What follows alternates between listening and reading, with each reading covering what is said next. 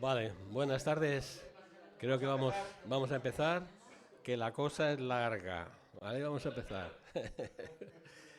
Bueno, me llamo Luis González, soy profe jubilado, felizmente jubilado, pero me sigue tirando lo de dar clase, la verdad. Y entonces en eso estamos. Entonces llevo mucho tiempo metido en grupos de activismo en el terreno de la energía, en la plataforma del nuevo modelo energético, con los compañeros de Ecologistas en Acción, teniendo serias discusiones sobre el nuevo modelo energético. Y bueno, hoy lo que os traigo es una charla con coloquio sobre el calentamiento global o cambio climático, según como lo queréis llamar, porque una cosa, el cambio climático, es consecuencia del calentamiento global, ¿vale? Entonces, primero presentaremos los datos, las evidencias, analizaremos las causas, las consecuencias. Bueno, a ver, que es que sin gafas ya no veo tres en un burro. Un momentito. No, pero si la luz es suficiente, lo que no funciona son los ojos. Luego os hablaré de las dificultades para predecir los fenómenos estos atmosféricos como el que nos está pasando ahora. Este tren de borrascas, ¿no? No es fácil de predecir. Después os anunciaré que... ¿Perdón? ¿Y cuándo?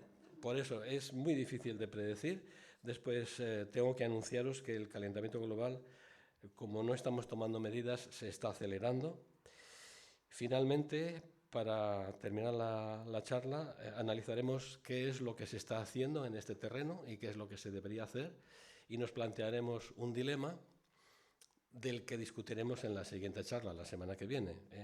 El dilema es: ¿podemos salir de esa situación mediante una transición tecnológica o no nos queda más remedio que plantearnos una ruptura con el modo actual de vivir, ¿no?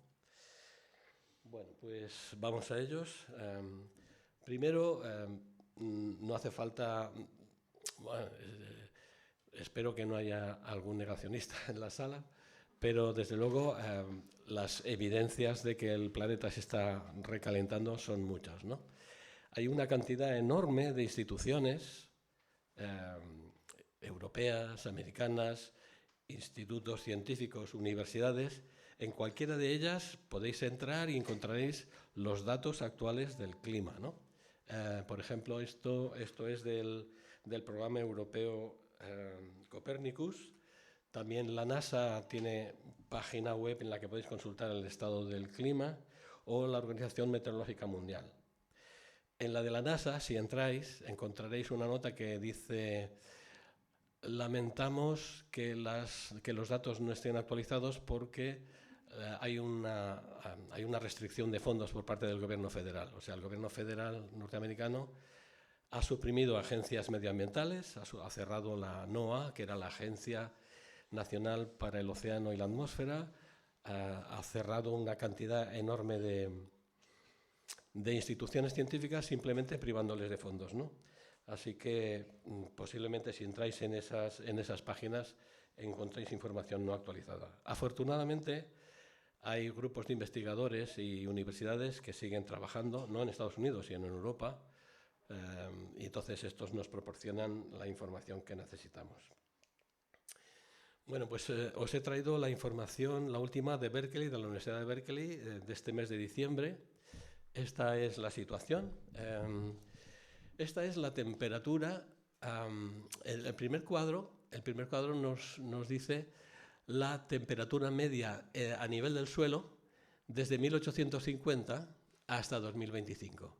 Como veis, a pesar del compromiso en París de que deberíamos hacer lo imposible por no superar 1,5 grados, 1,5 grados, pues la temperatura a nivel del suelo ya está más allá de 2,2. ¿Vale? Bienvenidos. Poneros primero cómodos.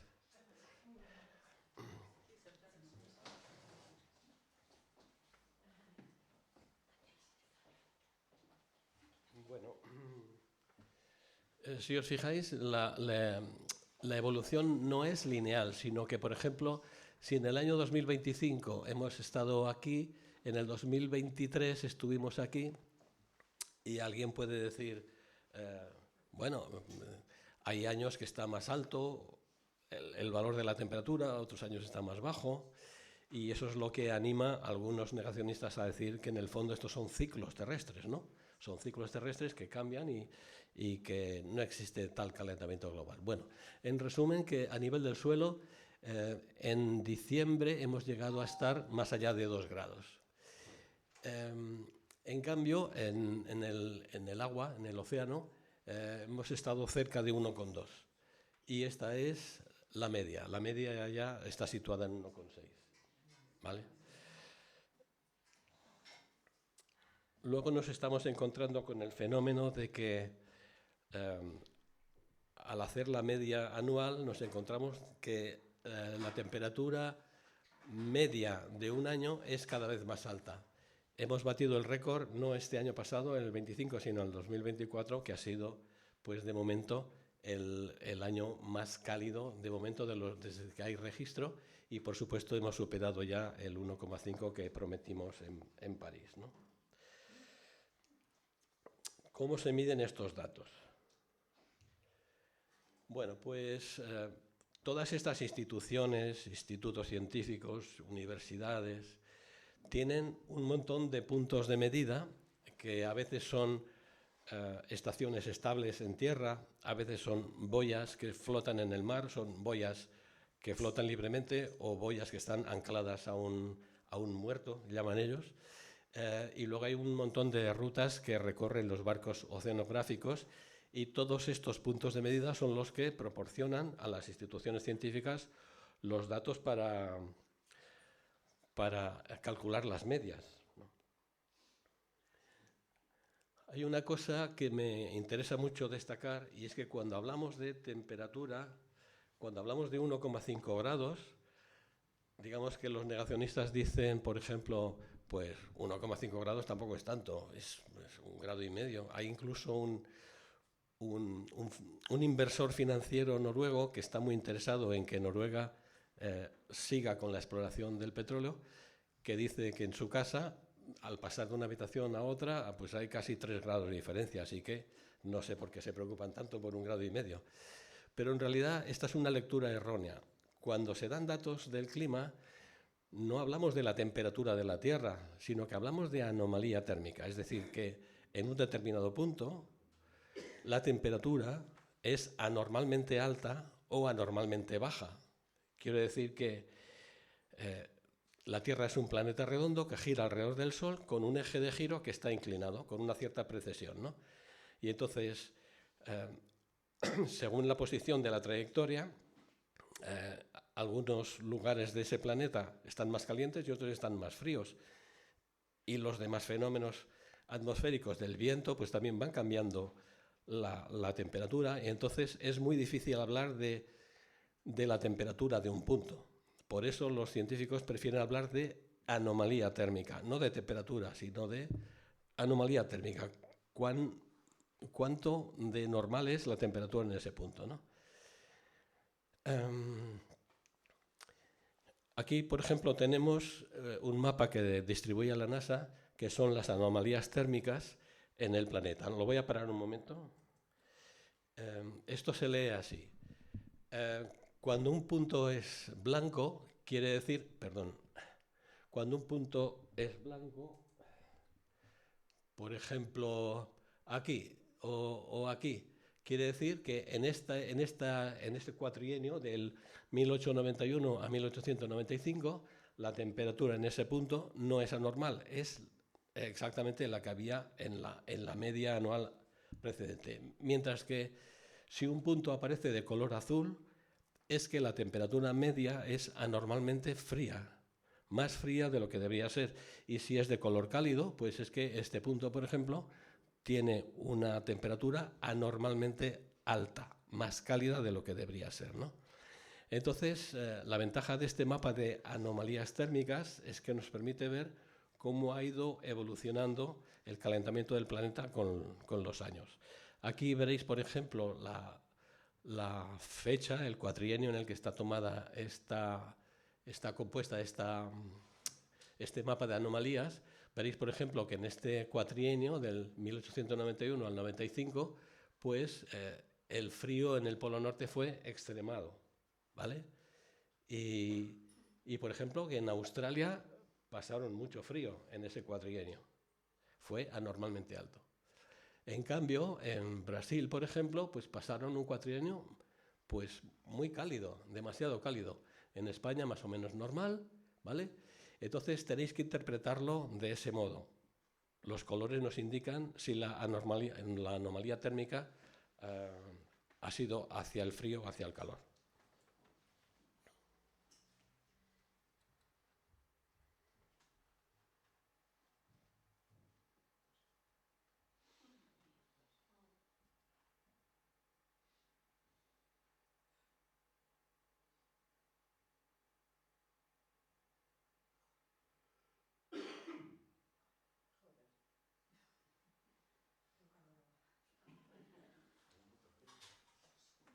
Es importante destacar que, digamos que la secuencia histórica nos muestra que evidentemente el planeta se ha calentado con unas temperaturas anormalmente altas, sobre todo en el casquete polar del norte. O sea, el hecho de que haya esas masas de aire tan caliente en el casquete polar del norte tiene consecuencias que luego veremos. Y en cambio aparece aquí una mancha azul. Esa mancha azul es lo que llamamos el vórtice polar. Es una masa de aire frío que estaba justo encima del eje de rotación de la Tierra y que esa masa de aire caliente ha desplazado. El vórtice polar ha sido desplazado. Esa era una masa de aire frío que estaba encima del Polo Norte, alrededor de la cual giraba una corriente de aire en chorro, que se llamaba el jet stream, y esa corriente en chorro de aire frío es la que organizaba la circulación atmosférica, ¿vale? Pues como veis ya a esta altura de 2018, pues el casquete polar estaba inundado de aire caliente y ese aire caliente había desplazado el vórtice polar. Luego hay otra cosa que deberéis saber, es que el efecto de las anomalías térmicas no es uniforme. Y no es uniforme porque el planeta Tierra tiene, sobre todo en el hemisferio sur, muchísima agua, es una zona de océanos, el Pacífico y el Atlántico, mientras que el hemisferio norte es una zona con más continentes terrestres. Y en particular, Europa es un continente en el que las anomalías térmicas son superiores a la media. Cuando el planeta tiene una anomalía de 1,62, estamos hablando de 2025, en junio de 2025, digamos que esta es la global, la media del planeta, pues en Europa tenemos una anomalía térmica de 3 grados. Eso quiere decir que Europa tiene un clima más cálido que el global del planeta. ¿Por qué pasa eso? Bueno, pues hay varias razones que dan los científicos. Primero, porque Europa es un Europa es un continente terrestre y digamos que el suelo no es capaz de acumular el calor del mismo modo que si lo acumula el agua. Los océanos del hemisferio sur acumulan el calor y lo envían al fondo, lo almacenan, ¿vale? En segundo lugar,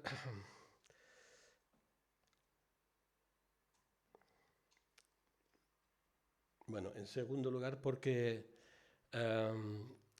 el hielo y las superficies nevadas de Europa están prácticamente más fundidas de lo que deberían. Es decir, que Europa ha perdido nieve y hielo, lo cual significa que tenemos menos superficie blanca para reflejar la luz del sol y por lo tanto el suelo de Europa se calienta más.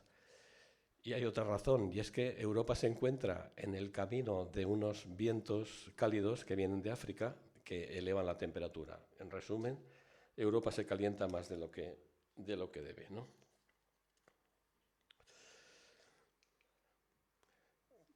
¿Por qué se calienta la Tierra? Bueno, esto sonará, es lo que llamamos el efecto invernadero. La Tierra recibe radiación solar. Esta radiación solar impacta en la superficie terrestre y la calienta. Una parte de esa radiación solar es reflejada hacia afuera por la atmósfera. Pero la que llega a la Tierra y la calienta hace que esta Tierra caliente emita una onda de radiación infrarroja, y esa radiación infrarroja, cuando sube a la estratosfera, se encuentra que hay una capa de gases en la estratosfera. Algunos de esos gases son capaces de reforzar la radiación, es decir, almacenan calor y lo devuelven a la Tierra, con lo cual se forma como un invernadero, como una capa de gases que no permiten salir hacia afuera el calor, la energía infrarroja que devuelve la superficie terrestre, ¿vale? Si queréis preguntar algo, hacerlo, ¿eh? Estos son los gases responsables del calentamiento. Por un lado tenemos a este personaje de aquí, el dióxido de carbono, que es el resultado de cualquier combustión, ¿vale? Cualquier combustión desprende este gas, el CO2, que es uno de los que tiene mayor poder reforzante de la radiación.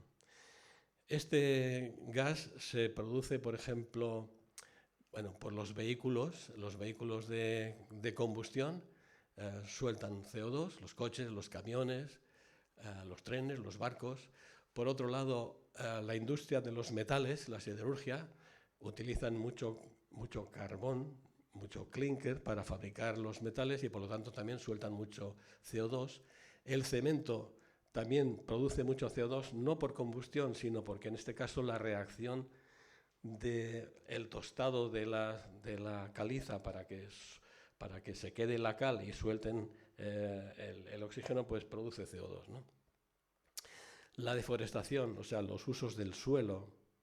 El suelo normalmente almacena CO2, pero el suelo y los bosques almacenan CO2, ¿no? Pero al deforestar lo que hacemos es perder una capacidad de absorción de CO2 y el suelo se convierte en un emisor neto de CO2.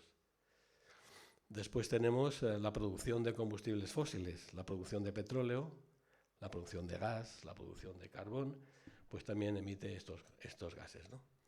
Luego está este personaje que a lo mejor así con la fórmula no se le ve la cara muy bien, pero le solemos llamar gas natural, y es el gas de la cocina, el gas de la caldera. Este gas también tiene un efecto muy potente reforzando la radiación solar, o sea, reforzando el efecto el rebote de la radiación que sube a la estratosfera. Y es un gas que se produce sobre todo a partir de la descomposición de materia orgánica, ¿vale? Es decir, que los rumiantes, nosotros los humanos emitimos metano, los vertederos, la agricultura y la ganadería es una fuente de metano. El óxido nitroso prácticamente, el que vive en una ciudad grande como Madrid, sabe lo que es un gas que sueltan los vehículos y es pues muy contaminante. Luis, Dime. ¿por qué el vapor de agua no lo sustituye? El vapor de agua. Que también es un gas de efecto invernadero. Sí, bueno, no lo he incluido porque... Solo ha puesto los que influimos nosotros. Sí, el vapor de agua, las nubes también tienen un intercambio de CO2 con la atmósfera, ¿no? Pero no es tan relevante, o si es relevante es en otro terreno, es decir, forman parte del equilibrio de CO2, pero el efecto humano, el efecto antropogénico fundamental se deriva de estos gases, ¿no? Con una diferencia, y es que si una partícula de CO2 tiene una potencia de calentamiento de 1, una molécula de metano es 32 veces más potente que el CO2. Así que deberíamos estar muy preocupados por el uso y la generación de metano. Y el óxido nitroso, pues ya ni os cuento, y los CFCs, 1000, ¿no?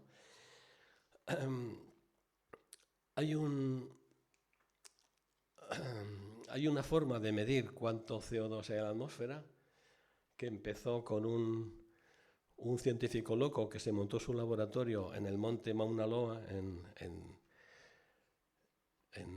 Haití. Es Haití, ¿verdad? El monte Mauna Loa. Bueno, y entonces él fue el que creó esta gráfica en la que se ve cómo aumenta la cantidad de CO2 en la atmósfera. Fijaros que aumenta incluso, aquí está, por ejemplo, la epidemia de la COVID. Y no se nota ninguna alteración en la creación de CO2, a pesar de que la actividad económica se redujo muchísimo, ¿no? El ciclo de producción de CO2 tiene esta forma, que sube el CO2 en invierno y baja en primavera y verano, porque la mayor parte de este CO2 que se genera en el hemisferio norte, cuando tenemos la primavera y están los árboles verdes y las plantas verdes, pues absorben mucho CO2, y cuando llega el invierno, pierden los árboles las hojas, pues se emite mucho más CO2, ¿no? Respecto al CO2, debería deciros que aunque el nivel de CO2 histórico debe estar por aquí en torno a los 280 o 290 partes por millón, que es como se mide, pues los científicos consideran que el nivel de seguridad del CO2 no debería rebasar los 350. Yo recuerdo la última vez que di esta charla, que hará como 5 años, allí en donde fue, en el Jardín Botánico de Ladrada, estábamos en 380. Bueno, ahora andamos por los 420. 420 partes por millón, es decir, que en cada millón de partículas hay 420 de CO2, ¿no? Y eso es preocupante. Y otra cosa que es muy preocupante es cuánto duran estos gases en la atmósfera, porque a lo mejor si dejamos de emitir CO2, pues se arregla el problema del calentamiento global, ¿no? Siento decir que no es tan fácil. Opa, ¿qué ha pasado? Aquí. Tenemos que interpretar esta gráfica, lo siento, pero aquí a la izquierda tenemos,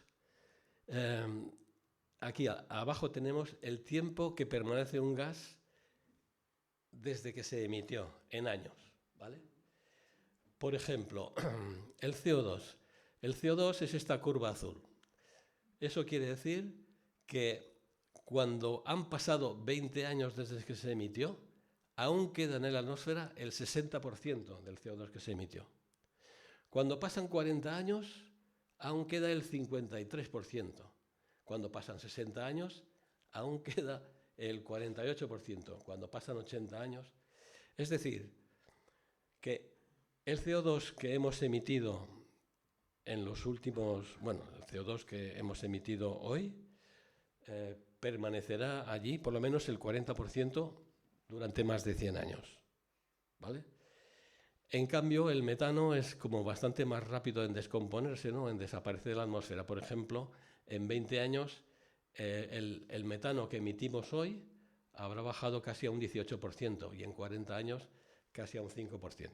Es decir, que el metano es un gas que tiene un efecto reforzante de la radiación mucho mayor que el CO2, pero también es verdad que en una generación, o sea, cuando nuestros nietos sean mayores, pues se habrá reducido a un 8%. No sé si es mucho consuelo, pero la idea de que si dejamos de emitir el problema se resuelve no es una idea correcta, ¿vale? Tarda bastante en desaparecer y posiblemente el CO2 que se emitió al principio de la revolución industrial sigue ahí.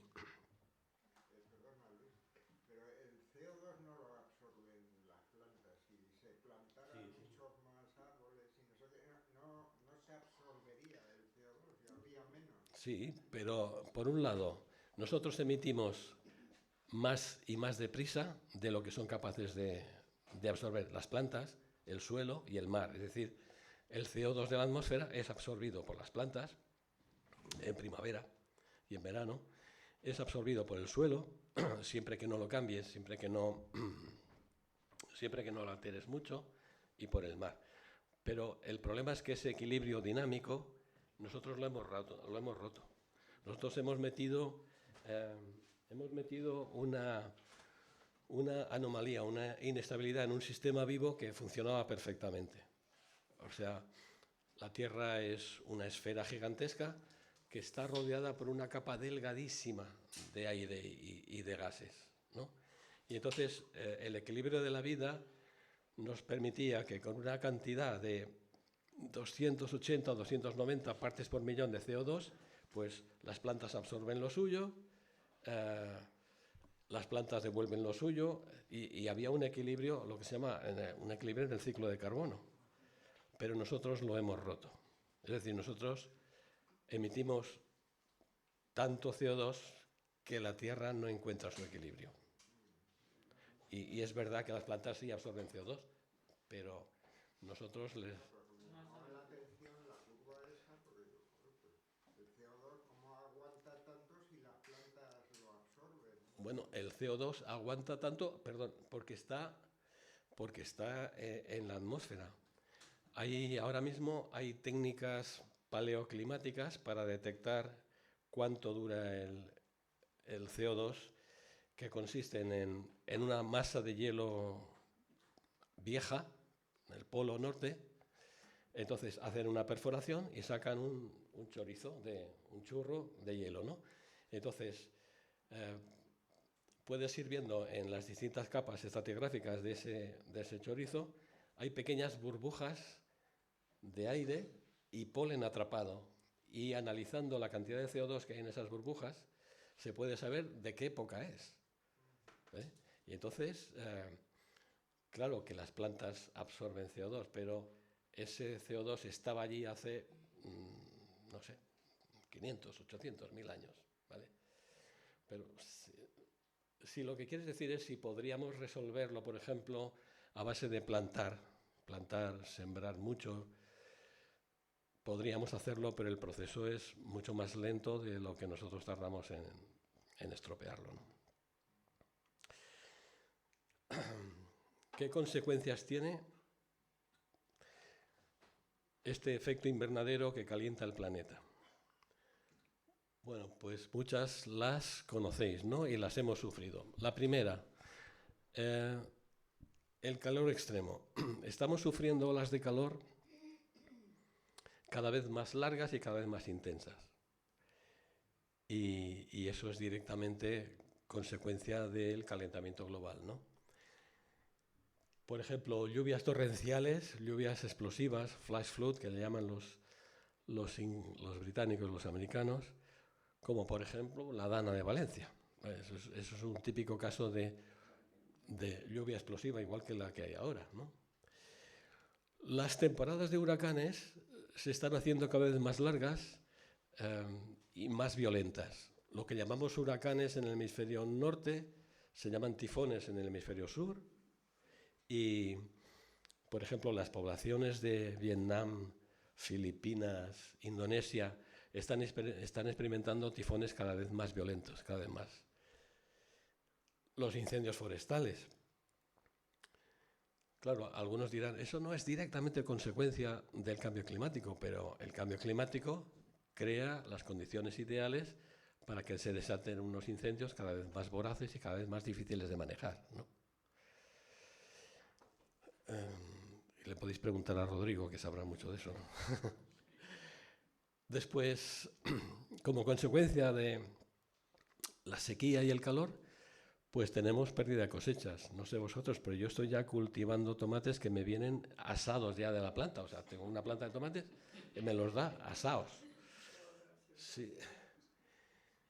Claro, cuando las condiciones de vida se vuelven imposibles, en México o en Somalia, la gente se muere de hambre y tiene que emigrar.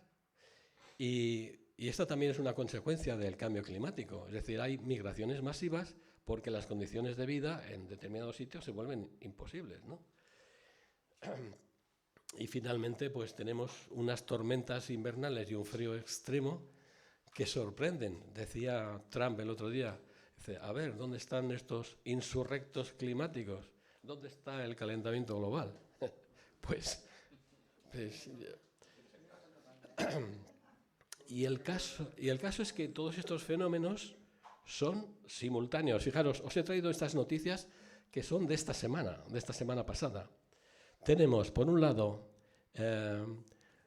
aquí en Grazalema, que está la gente ahogándose de tanta agua que está cayendo.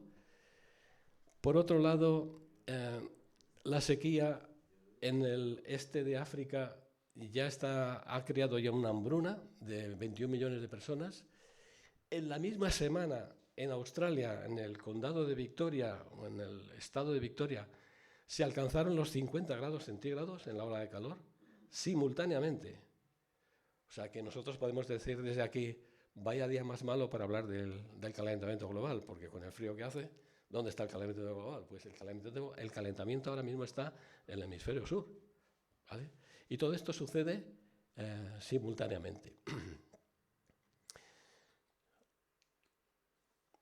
¿Por qué es tan difícil predecir dónde y cuándo va a pasar una de estas cosas, ¿no? Pues porque en realidad la ciencia que tenemos, la física que hemos estudiado, es muy buena para predecir, por ejemplo, el comportamiento de objetos sólidos. La física newtoniana nos permite calcular la velocidad, la aceleración, la cantidad de movimiento, el giro, el momento de giro de cualquier objeto sólido.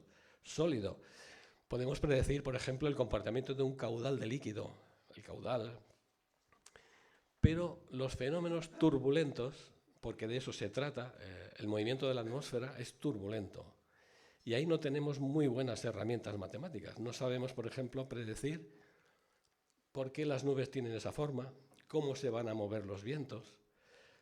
Y lo que tenemos son modelos matemáticos que los reproducimos con ordenadores y más o menos nos dan una predicción a corto plazo de lo que podría pasar probablemente. No sé si habéis notado que los pronósticos meteorológicos últimamente no dan ni una. O sea, dan un pronóstico que te dicen el tiempo que va a hacer mañana o el que está haciendo. Te dicen, está lloviendo. Ya lo veo, pero podías habérmelo dicho ayer, ¿no? El caso es que estos modelos matemáticos que usamos para predecir el tiempo, pues digamos que se han quedado viejos.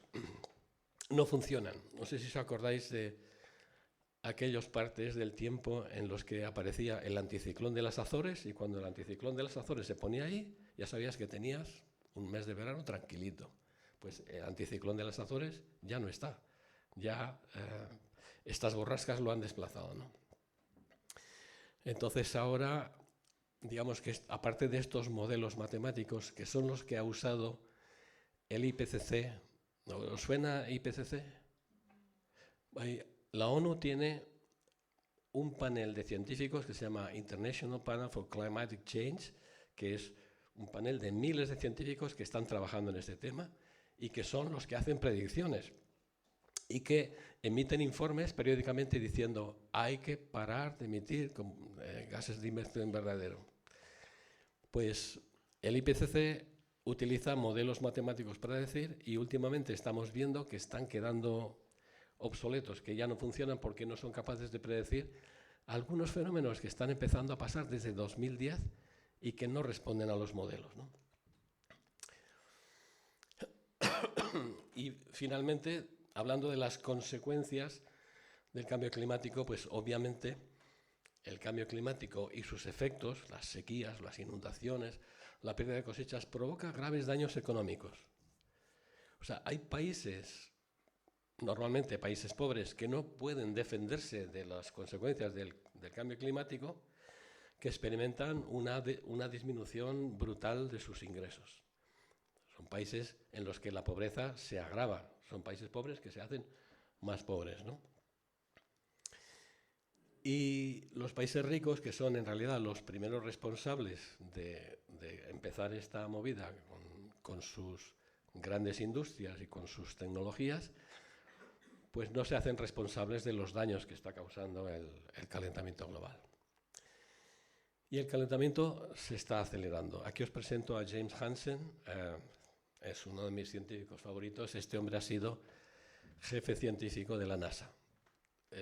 es el primero que dijo en 1988, en una declaración en la Cámara de Representantes de Estados Unidos, dijo lo que estaba pasando. Estamos emitiendo muchos gases de efecto invernadero que son el resultado de quemar combustibles fósiles y la Tierra se está calentando. 1988. Y ahora ya no trabaja para la NASA, tiene su propio equipo científico, pero han pasado ya casi 40 años y no hemos hecho nada, ¿vale? Y ahora nos está advirtiendo que los modelos matemáticos que usa el IPCC no funcionan y que en realidad el calentamiento no sigue la pauta de esos modelos, sino que se está acelerando. Por ejemplo, si os fijáis aquí en esta, a ver dónde estás aquí, en esta gráfica, resulta que el calentamiento va subiendo de nivel y aquí a la altura de 2010 empieza a disociarse. Es decir, debería haber seguido la curva esta verde. Esta curva verde es la predicción del IPCC y sin embargo desde el 2010 el calentamiento estamos viendo que se está acelerando. Con ciertos picos que aquí no se ve muy bien porque no, el foco no. Pero bueno, el cambio climático está yendo cada vez más deprisa, ¿no? ¿Por qué? Pues aquí tenemos algunas explicaciones razonables de por qué se está acelerando el calentamiento. Una es la reducción del efecto albedo. El efecto albedo lo que quiere explicar es que cuando la radiación solar se encuentra con una superficie blanca, esa superficie blanca es más reflectante y devuelve más energía. Pero como resulta que el hielo de los polos se está derritiendo, que los glaciares, también los glaciares europeos se están derritiendo, entonces hay menos superficie blanca. Entonces, al haber menos superficie blanca, el planeta es más oscuro, el mar es más oscuro, el mar es azul marino y por lo tanto absorbe más energía. Eso explica que esa es una de las explicaciones que se da al hecho de que se esté calentando más deprisa el planeta. Y el otro es pues que cada vez hay menos nubes espesas que sean capaces de reflejar la luz solar, ¿no? Aquí tenéis una gráfica de cómo va disminuyendo el efecto albedo y ahí sí que no sé si tenemos mucho remedio, creo que no.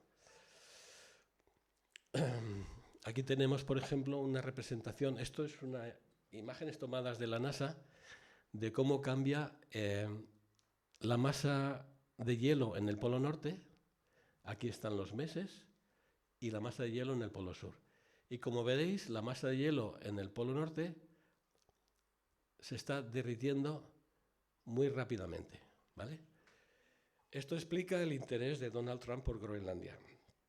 Porque claro, al deshacerse la masa de hielo del Polo Norte, resulta que se puede transitar por barco de un extremo a otro por el Polo Norte.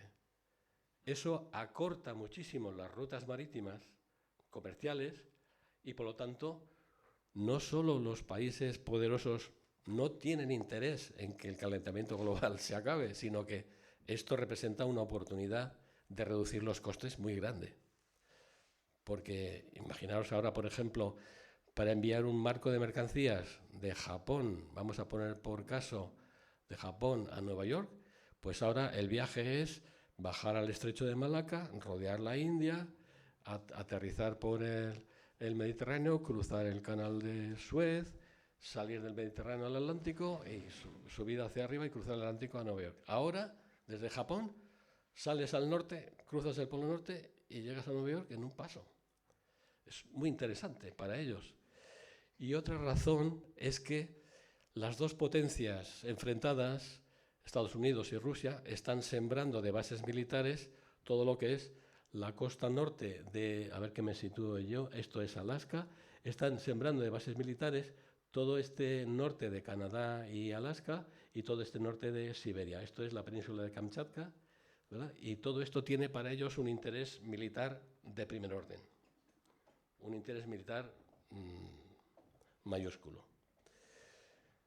Pero como veis, el efecto albedo es la consecuencia directa de esta fusión del hielo, ¿no? Y otra causa posible es ese desplazamiento que hemos visto del vórtice polar. El vórtice polar en su situación normal era así, o sea, había una masa de aire helado girando sobre el polo norte y esta corriente de aire, que se llama el jet stream, pues giraba alrededor de forma más o menos plana. Ahora, esa masa de aire caliente que se ha depositado en el polo norte ha desplazado el vórtice polar, lo ha echado hacia un lado y entonces la corriente del jet stream está deformada, bambolea, hace lo que puede, bambolea. Y resulta que en una de estas bajadas, aquí está España, por ejemplo, esta es una imagen de 2021, pero ahora tenemos esta corriente del jet stream, la tenemos aquí abajo. Podéis verlo en los mapas del tiempo, cuando veáis la información meteorológica en el tiempo, veréis que esta base este bucle del jet stream resulta que está provocando unos inviernos en Texas, hablamos de Texas, de 15 bajo cero. Hoy están en Cuba a 0 grados. Cuba, 0 grados, ¿vale? Entonces, ¿cómo nos podemos explicar este desastre meteorológico? Pues porque la masa de aire caliente que se ha depositado en el polo norte ha desplazado el vórtice polar y, por lo tanto, la corriente de aire frío del jet stream está desmantelada, está hecha polvo. Por ejemplo, aquí está el caso del invierno crudísimo que tuvieron este año pasado en Estados Unidos por esta cuestión, ¿vale? Estas nubes, esta corriente en chorro viene del Caribe. Sí, agua que nos está eso viendo, es de ahí abajo. Es de ahí, sí. O sea, resulta que... Esta corriente, cuando pasa por ahí abajo, por el Golfo de México, se encuentra con que el mar está muy caliente. Y entonces suelta una enorme cantidad de vapor de agua. Entonces, ese vapor de agua, cuando lo coge la corriente de aire frío del jet stream, la condensa. Y entonces nos la trae hasta casa. O sea, esa agua condensada que la coge el aire frío del jet stream, nos la trae y está montando un río de agua. De hecho, se llaman ríos atmosféricos. Esta semana yo he visto varias imágenes Sí, yo he cogido... meteorológicas, sí. es un río de nubes, o sea, Sí. como no lo había visto jamás. Yo he cogido esta imagen de un río atmosférico, por ejemplo. Aquí, por ejemplo, tenemos un río atmosférico, aquí tenemos una borrasca, y ese río atmosférico está rodeando el planeta en la zona ecuatorial, ¿no? Bueno, pues todo es consecuencia de las alteraciones atmosféricas que estamos provocando con el calentamiento global, ¿no? Y un tercer efecto es el debilitamiento de esta corriente que llamamos la corriente de bucle del Atlántico Meridional, que es una corriente de agua que sale de estas aguas cálidas del Golfo de México y entonces suben por la costa y cuando encuentran aquí agua fría, el agua se vuelve más salina y más fría y se hunde. O sea, agua cálida, cuando llega a estas alturas del polo, se enfría, se vuelve más salina, se hunde y recorre el mismo camino al revés. Y, en fin, como veis, hay una circulación de aguas cálidas y frías en el planeta que son las que explican que Europa, que está más o menos por el paralelo 40, está más o menos por arriba, sin embargo tiene un clima templado, porque hay una corriente de agua cálida que sube por el Atlántico hacia el norte. Y esa corriente de agua cálida también trae nutrientes del Golfo de México, y gracias a ella, por ejemplo, en Galicia hay muy buen marisco, no por otra cosa, ¿eh? Y entonces, ¿qué pasaría si esta corriente del Atlántico se debilita o incluso se para? Pues podríamos tener unos inviernos gélidos en Europa, pero gélidos, ¿eh?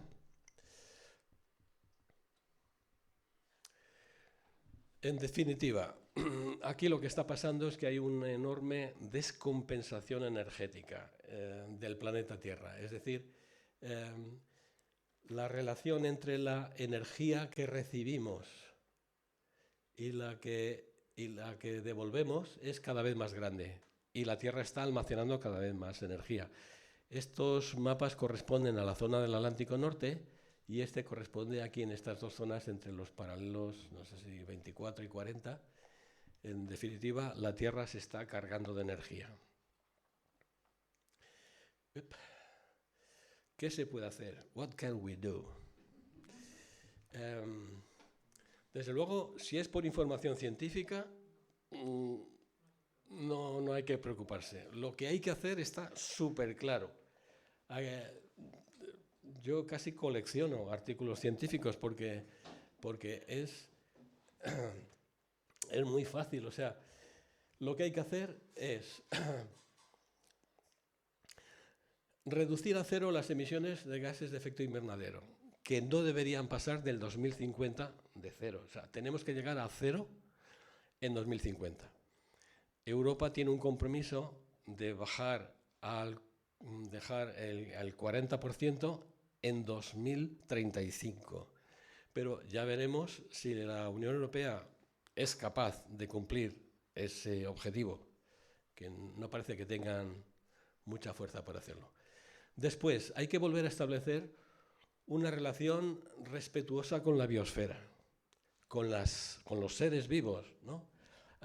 Detener la deforestación, lo cual quiere decir dejar de sembrar para producir biodiesel y dejar de sembrar para producir soja para alimentar la ganadería intensiva y restaurar los ciclos del nitrógeno y el fósforo, lo cual significa dejar de usar abonos nitrogenados y dejar de envenenar el suelo con estos productos. Y eso está muy documentado, hay mucha información científica sobre eso, ¿no? Y después, perdón, madre mía, me he hecho aquí. Y después, no vamos a resolver el problema del calentamiento global si no resolvemos la brecha de desigualdad que hay entre países ricos y países pobres. Porque, de acuerdo, o sea, Noruega, que es un país muy rico, pues prácticamente todos los coches son eléctricos y tienen mucha energía hidroeléctrica, pero el resto de los países del mundo no tienen ni dinero ni medios para enfrentarse al calentamiento global, ni tienen la tecnología, que además está patentada. Es decir, que si no ayudamos a los países menos desarrollados a enfrentarse al cambio climático, no resolvemos el problema, porque no sirve de nada que nosotros nos forremos de placas fotovoltaicas, mientras que otros países no pueden hacer nada, ¿no? La última vez que hemos tenido un cierto acuerdo fue en París, hace 10 años.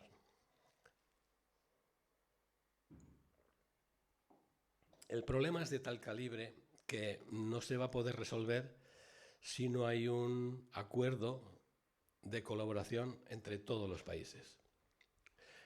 Resulta un poco ingenuo decir esto, sabiendo que hay países que ni se presentan a las cumbres del clima.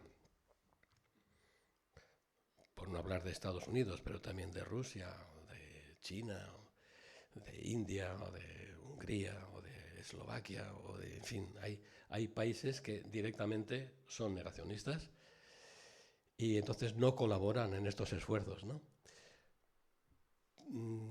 Cada año se celebra una cumbre, se llaman las COP, las cumbres de las partes, y hace poco ha tenido lugar la última, la COP30, que fue en Brasil, en la población de Belén. Tampoco se llegó a ningún acuerdo. Y la siguiente, se están peleando Turquía y Australia por tener la cumbre. Entonces han llegado al acuerdo de, bueno, los debates se hacen en Turquía y la cumbre y las conclusiones las celebramos en Australia, las fotos para la prensa en Australia, ¿no? Entonces no parece que haya mucha intención de resolver nada. Entonces, además, esas COP, esas conferencias, son la ocasión ideal para hacer negocios. Porque no solo los países envían a sus científicos, sino que, por ejemplo, Exxon, la compañía petrolera, tiene un departamento de química y envía a sus químicos como científicos a la cumbre. En realidad son lobistas, son negociadores que acaban firmando contratos de exploración de gas. Entonces, esto que es lo único que tenemos, las cumbres del clima, no están dando resultado. La última que hemos tenido con cierto acuerdo fue la cumbre de París en el 2015, y ahí fue donde se llegó al acuerdo de que en ningún caso nos acercaremos a los 2 grados de calentamiento global, de anomalía térmica global, ¿vale? Pero vamos a hacer todos los posibles esfuerzos para no llegar a 1,5. Bueno, eso fue hace 10 años. Cada 5 años los países tienen que presentar a qué objetivos se comprometen. 147 países presentaron sus compromisos, pero otros 40 y tantos no. Pero no hay sanción ni nada, ¿no? No, porque en realidad el problema es que en el mundo no hay gobernanza global. O sea, Es simbólico. sí, todo es simbólico, todo es voluntario. Solo se les dice, haremos un seguimiento, o sea, os preguntaremos dentro de 5 años, ¿qué tal vais con vuestros objetivos? Y entonces muchos países en Brasil no han presentado su evaluación de qué tal van con sus objetivos. Es voluntario. Entonces, si la humanidad se quiere achicharrar, pues allá ellos, o sea, allá nosotros, quiero decir.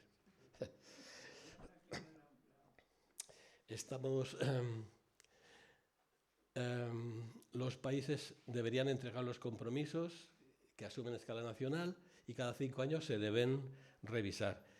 Y para ayudar a cumplir los compromisos, como resulta que parece que el mercado es la única herramienta que conocemos, se estableció un mercado de emisiones para que si un país se va a pasar de sus objetivos, le pueda comprar a otros países que no emiten tanto sus derechos de emisión. Y entonces se ha organizado un mercado de emisiones que ya se está cayendo a pedazos porque es un timo, es una estafa. O sea, hay incluso empresas que se dedican a comprar y vender derechos de emisión. Entonces plantan un bosquecillo y entonces te venden los derechos de emisión. Ese bosquecillo al año siguiente estará talado y en una central térmica de biomasa, pero ya han cobrado los derechos de emisión, ¿no? Y entonces es un poco desastroso. No habrá sanciones, pero se hará un seguimiento estricto de su cumplimiento, ¿eh? En fin, y se llegó al acuerdo de que se estableciera un mecanismo para que empezábamos en 100.000 millones de dólares para ayudar a los países pobres a emprender este camino. De esos 100.000 millones de dólares no se ha aportado nada. En Brasil llegaron al acuerdo los países ricos de estamos dispuestos a emitir deuda para estos países. O sea, si estos países nos piden ayuda, nosotros les proporcionamos una inversión financiera al tanto por ciento que luego habrá que devolver, claro. En fin.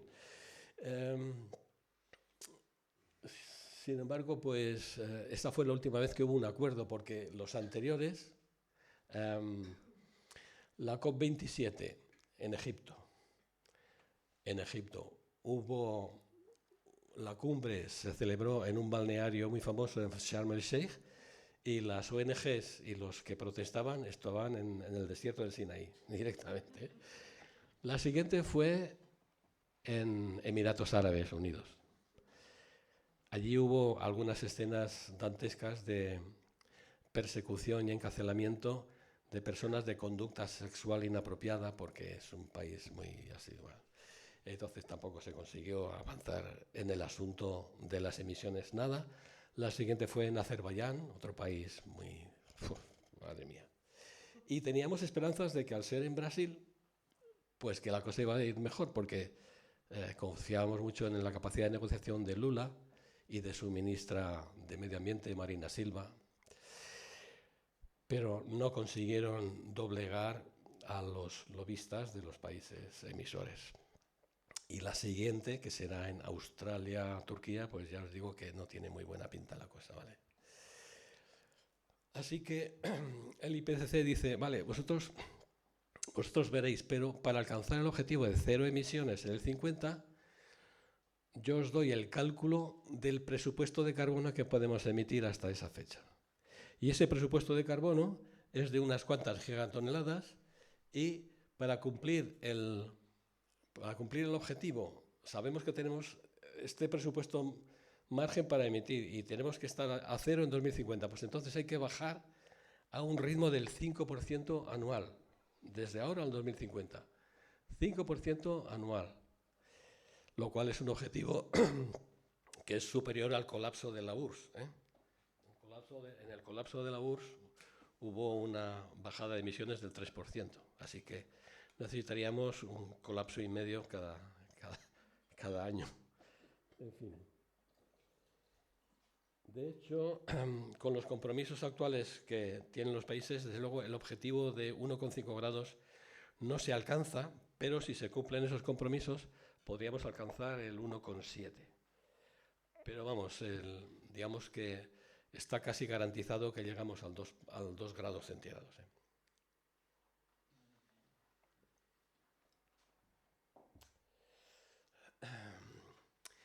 Y además es muy curiosa el doble lenguaje que usan los países, ¿no? Por un lado, se comprometen a reducir el consumo de carbón, el de petróleo y el de gas, y por otro lado presentan sus planes de crecimiento para estas industrias. De tal manera que oficialmente hay un compromiso para bajar la producción de carbón a este ritmo y, sin embargo, los planes que han presentado todos los países de cuánto carbón van a producir resulta que van por aquí, por la línea roja. Es decir, hay más planes de producir carbón que compromisos de reducir su consumo. Y lo mismo para el petróleo y lo mismo para el gas. Es decir, que ese doble lenguaje es el que hace difícil que podamos creer lo que dicen los enviados a las cumbres del clima. Y en cuanto a conservar y restaurar el medio ambiente, hay otra organización de Naciones Unidas que ha hecho un documento extensísimo, 1.300 páginas, yo lo tengo y de hecho os lo puedo dejar, de todas las cosas que hay que hacer para restaurar y conservar el medio ambiente. Entonces, normalmente, cuando se llegan a estos trabajos tan masivos, o sea, un trabajo en el que participan 500 y pico científicos y elaboran un documento con cosas muy puntuales que hay que hacer, consejos muy detallados que hay que hacer, normalmente lo que se hace es un resumen de ese documento de 1.300 páginas, un resumen que tenga 20 o 30 páginas para decisores políticos. Porque no puedes esperar que un alto cargo político se lea esas 1.200 páginas. Entonces, le vamos a dar un cuadernillo de 30 páginas con las ideas principales. Entonces, la pelea se ha montado al redactar ese cuadernillo de conclusiones, porque los países más contaminantes no dan el visto bueno, no dicen. Entonces, ahora mismo la situación es que yo tengo el documento global, el grande, pero no hay el documento de conclusiones para decisores políticos, ¿no? Y estos programas, pues se encuentran con la oposición frontal de países, corporaciones y sectores líderes de la economía que prefieren proteger sus intereses y sus inversiones. Y os he puesto aquí esta noticia de Ayuso que me hacía mucha gracia. Porque estamos en Sotillo. Sí.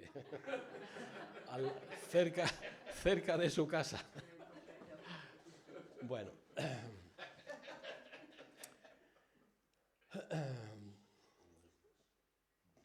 Por otro lado, también hay, las estrategias de adaptación, que es una cosa de la que tendríamos que hablar en la próxima charla. O sea, ¿qué hacemos para adaptarnos a lo que nos viene, ¿no? ¿Qué podemos hacer para adaptarnos a las sequías, a las olas de calor, a las inundaciones, ¿no? De esos 100.000 millones de dólares anuales que han subido a 300.000 millones de dólares en Brasil, parece que el papel lo aguanta todo. Desde luego, en los países pobres no van a ver gran cosa. Entonces, el dilema que tenemos es, con este panorama, ¿Cómo se puede salir de esta situación? ¿Podemos transitar a un modelo de economía distinto o hay que hacer una ruptura radical con este modelo, con este modo de vida, ¿no? Entonces, tenemos varias alternativas. Una de ellas es que muchos países, los más reaccionarios, pues son partidarios de negarlo todo. Es lo que llamamos que siga el negocio como es habitual, el business as usual. Hay otro grupo de iluminados que propone resolver el problema mediante tecnología, porque en el fondo piensan que la humanidad ha salido de cosas muy peores, mucho peores que esta. O sea, el ser humano es tan listo, tan inteligente, que seguro que encuentra una solución. Y entonces apoyan la idea de la geoingeniería. Es decir, utilizar la dispersión de sustancias en la atmósfera para que reflejen la luz del sol y así reducir el calentamiento global, en particular partículas de sales de sulfato, de sales de azufre, ¿no? Porque de hecho se sabe que las partículas de sulfato suspendidas en la atmósfera hacen que las nubes sean más brillantes y devuelvan más radiación solar. Pero no se sabe qué consecuencias podría tener este experimento, porque claro, si tú reflejas la radiación solar y la Tierra recibe menos radiación solar, resulta que hay seres vivos en el planeta que la necesitan. Y entonces no sabes muy bien si el desequilibrio que vas a organizar, si es peor el remedio que la enfermedad. Vamos. Luego, los sectores económicos más poderosos apuestan por transitar, por pasar a un capitalismo que llaman verde. Un capitalismo que está lleno de términos pues, que suenan bien. Electricidad renovable, genial. Hidrógeno verde, chachi. Economía circular. Desacoplar el PIB y las emisiones de carbono. Bueno, ahí no me extiendo porque sabéis lo que es la electricidad renovable. Es producir energía eléctrica solar y eólica y a base de mucha electricidad de origen renovable, pues hacer funcionar la economía, ¿no? El hidrógeno verde es el caballo alado, es el remedio que va a sustituir a los combustibles fósiles. La verdad es que es muy discutible y tengo cantidad de información científica que discuten que eso sea posible porque el rendimiento es bajísimo, en fin, por 1000 razones, ¿no? Lo de la economía circular funcionaría si es verdad que podemos recuperar los materiales y la energía que hemos invertido en producir un producto y volverla a poner en circulación. Pero el rendimiento de ese proceso es bajísimo. Y además hay materiales que están en cantidades tan pequeñas en nuestros teléfonos móviles o en nuestros ordenadores que no va a ser posible recuperarlos. El desacoplamiento. Hay gráficas que muestran que a medida que el PIB de un país crece, somos más ricos, creamos más riqueza, nos desarrollamos, las emisiones de CO2 también crecen, aumentan. O sea, la riqueza de un país y el CO2 van de la mano. Entonces, una idea genial del capitalismo verde es desacoplar el PIB y el CO2. ¿Cómo? Por ejemplo, enviando la fabricación a Asia. Eso es la manera más rápida. Y luego otra idea muy bonita que les gusta mucho es la captura y el secuestro de carbono. La idea es, vamos a coger CO2 de la atmósfera, lo vamos a compactar y lo vamos a meter bajo tierra en cuevas, salinas y tal, ¿no? Hay algunos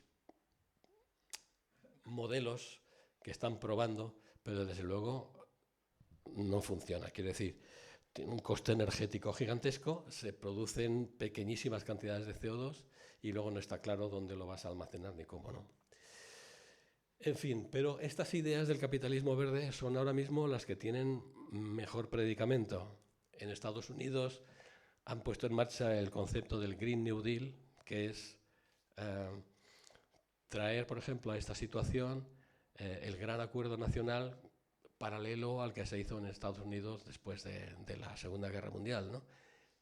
En Europa hay un acuerdo parecido que se llama European New Deal, que es un acuerdo, se trata de encontrar un acuerdo entre todos los sectores para convertir la economía fósil en economía verde. Pero, bueno, lo hablaremos el próximo día. Porque, claro, este Green New Deal significa que hay que producir mucha electricidad renovable, muchos vehículos eléctricos, mucho hidrógeno con electrolizadores para producir el hidrógeno, y todas esas cositas necesitan unos materiales un poquito difíciles de conseguir, lo que llamamos tierras raras, ¿no?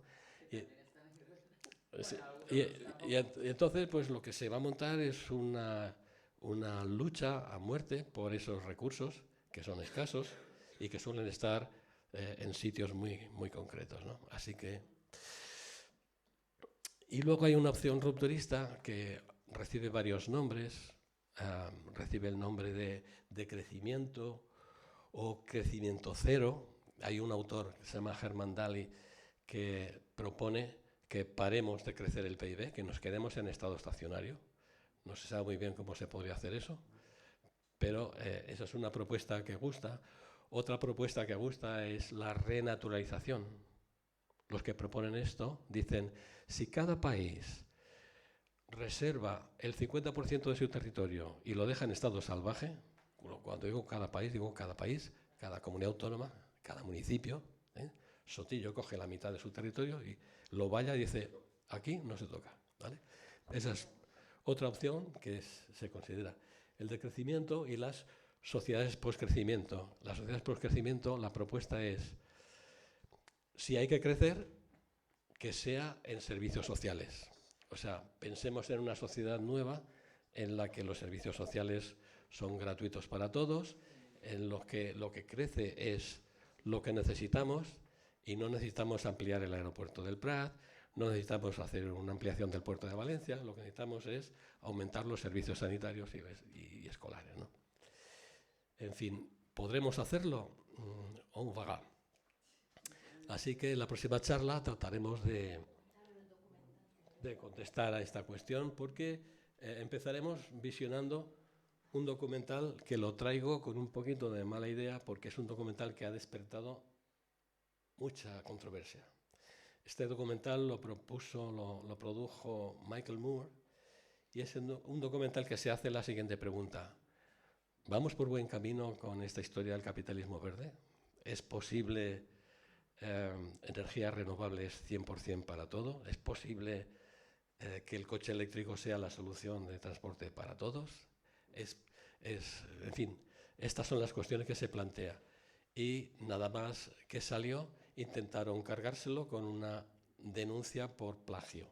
Una denuncia muy mal traída, pero bueno, lo veremos y aunque es verdad que en algunos extremos es un poquito exagerado, sin embargo tiene un gran fondo del que merece la pena hablar, ¿no? Y nada más, yo hasta aquí, ¿vale? Os dejo este código QR que os dirigirá a una página de Google en el que he subido una cantidad bastante notable de documentos, de todo lo que he hablado, ¿vale? Por si queréis leer estos documentos, están los informes del IPCC, está también un informe de la relatora especial de la ONU sobre el estado de los defensores de los derechos humanos por el cambio climático. Es decir, el cambio climático, hay países que lo que hacen es reprimir las protestas y las demandas de que se aborde el problema del calentamiento global. Y entre ellos menciona España. España es un país, igual que Inglaterra, es un país que reprime a los que se manifiestan y protestan porque no se toman medidas decididas para hacer frente al cambio climático. Y creo que enseguida... En 2019 detuvieron a 3 en el puente de... ¿no? Gente de Futuro Vegetar y, por ejemplo, Sí. los quieren juzgar y no sé. Eso es. Entonces, si queréis, aquí está el informe de la relatora especial de la ONU por los derechos humanos de los defensores del medio ambiente y lo podéis. Vale, pues nada más. Muchas gracias.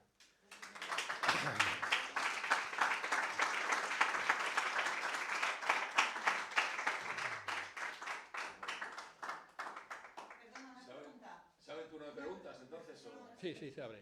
Una pregunta. Un poquito alto, si puede ser, por favor. Un poquito de luz. Algo sí que se legisla, creo, ¿no? Lo que no se supongo que sí, es insuficiente, pero por ejemplo a las empresas sí se les pide, ¿no? A estos niveles certificado de huella de carbono. Sí. ¿Realmente esto es simplemente un lavado de cara Sí. o sí, es un lavado de cara, ¿no? Sí. Vale. Sí, porque el concepto de huella de carbono fue un invento de una empresa petrolera, creo que fue BP, para hacer frente a la evidencia de que ellos están fabricando un producto que contamina y que daña mucho al medio ambiente. Entonces, se inventaron el concepto de huella de carbono. ¿Cuál es tu huella de carbono? O sea, te están haciendo a ti responsable de lo que dañas al planeta. Claro, ellos son los que venden el producto, ¿no? Por otro lado, las medidas de baja intensidad son buenas, son necesarias, pero la medida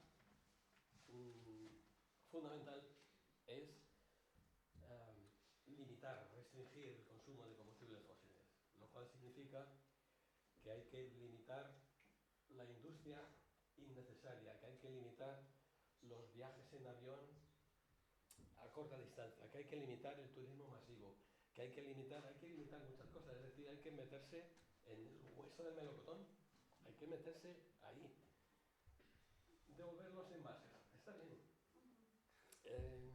Yo qué sé, medidas cosméticas, están bien, pero la medida gorda, lo que es cortar los subsidios a los combustibles fósiles, pues eso no es. O sea, las compañías aéreas no pagan tasas por su combustible, por su queroseno, porque no está claro de qué país lo han obtenido. Y entonces circulan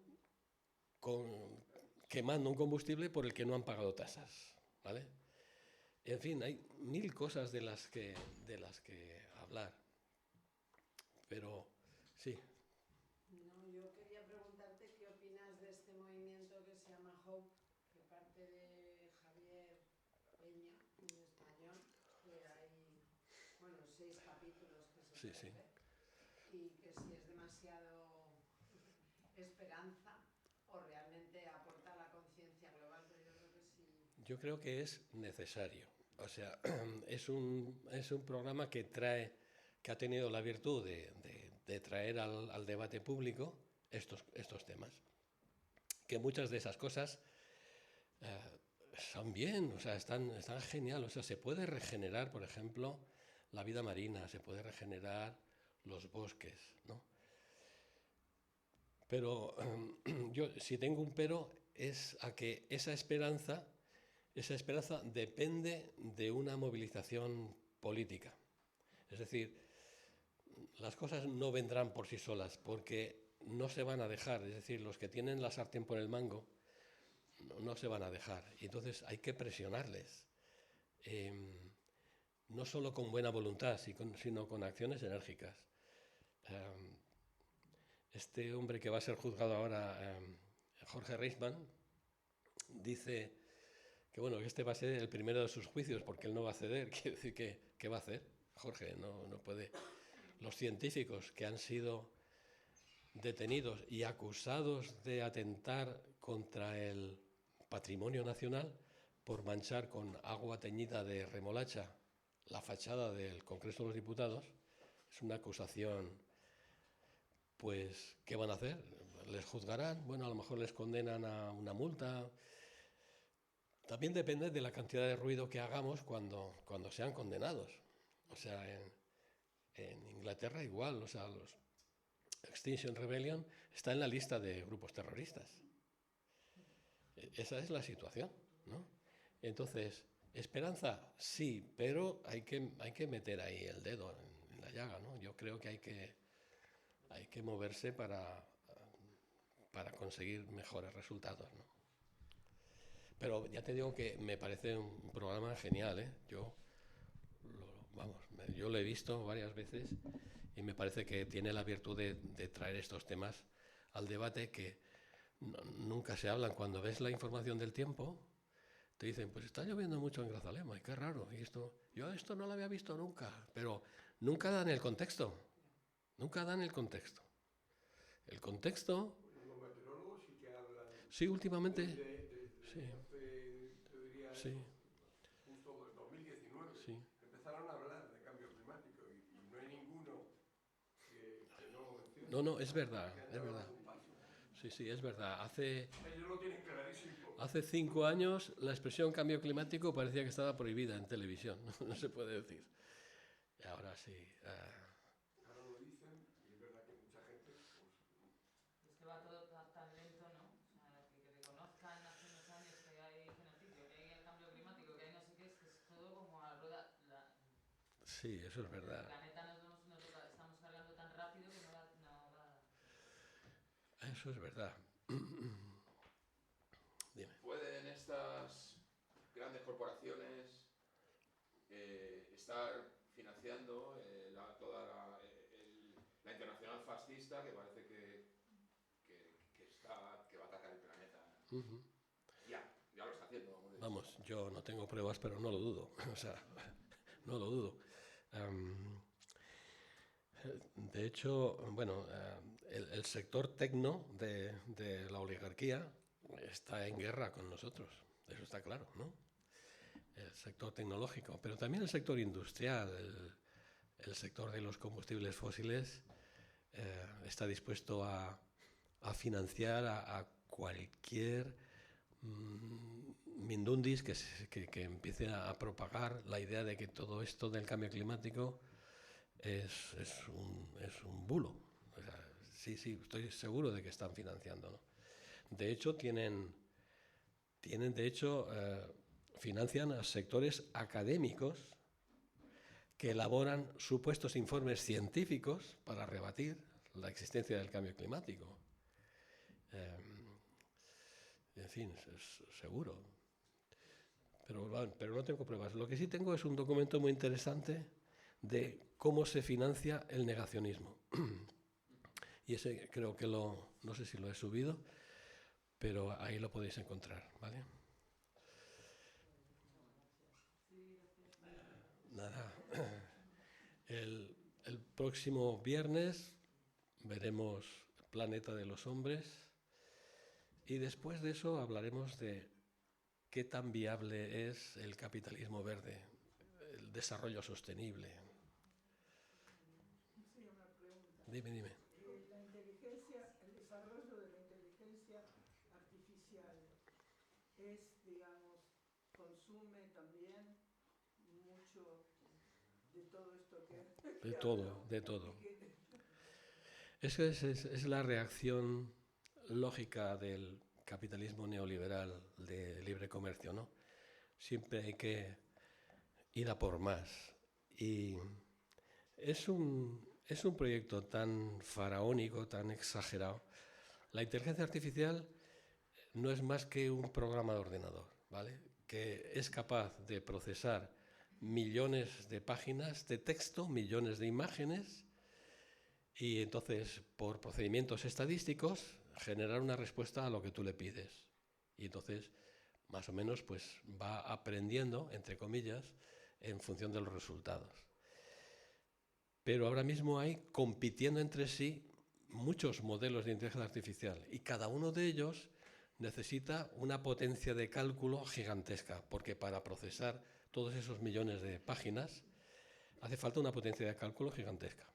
A ti te dirán, por ejemplo, pero es que tú no ves las ventajas para la humanidad, porque tú vas al médico y dices, mis síntomas son estos, me duele aquí, me pasa aquí, mi temperatura no sé qué, y entonces la inteligencia artificial compara tus síntomas con los de 8 millones de personas que tienen síntomas parecidos, ve qué terapéutica se le aplicó, ve los resultados y dice, pues en tu caso lo mejor es esto. Y dice, ¿no ves las ventajas? Digo, sí las veo, claro que las veo. Pero claro, la tecnología tiene dos caras siempre, ¿no? Resulta que la cara más rentable de la inteligencia artificial es la pornografía. La pornografía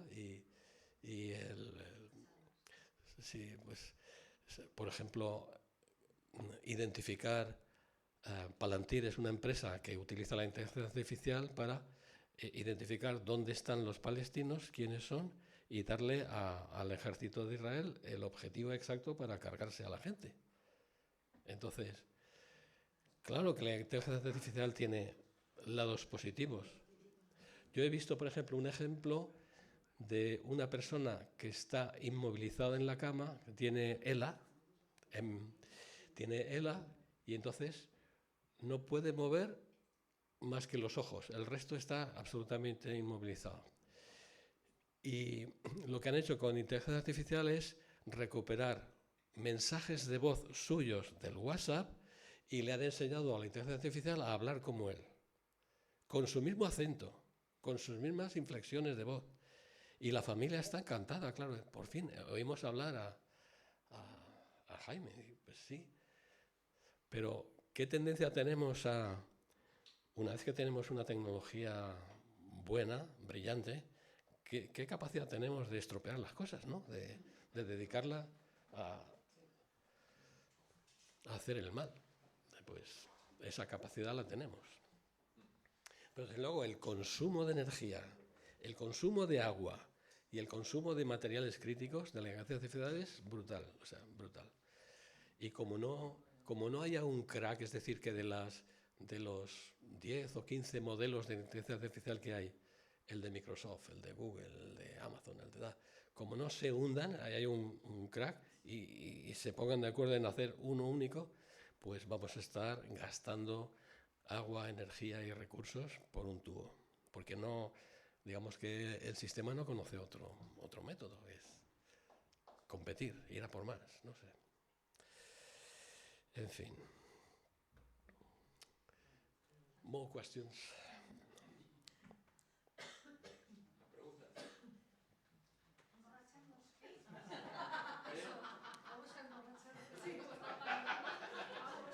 No, a mí me has dejado acojonado.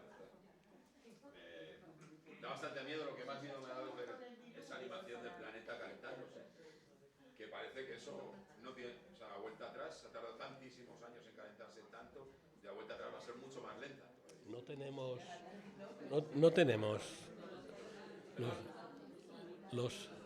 los seres humanos. ¿Perdón? Los seres humanos no tenemos ni la tecnología ni la energía suficiente para volver a congelar toda el agua que se ha descongelado y volverla a poner en su sitio, ¿vale?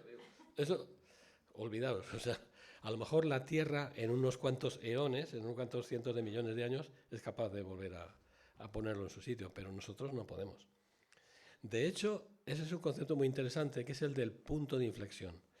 Es decir, cuando el planeta, hay un factor del planeta que se está estropeando, por ejemplo, el nitrógeno, el ciclo del nitrógeno se está estropeando, llegamos a un punto en el que si sobrepasamos ese punto no tenemos vuelta atrás.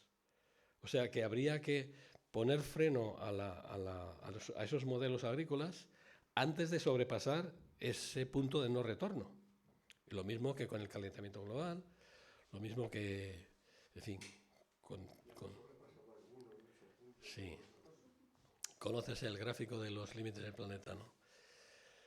Pues sí, a mí Rockström es uno de mis científicos favoritos, es un crack. Bueno, pues nada, nos vemos el próximo viernes, ¿vale?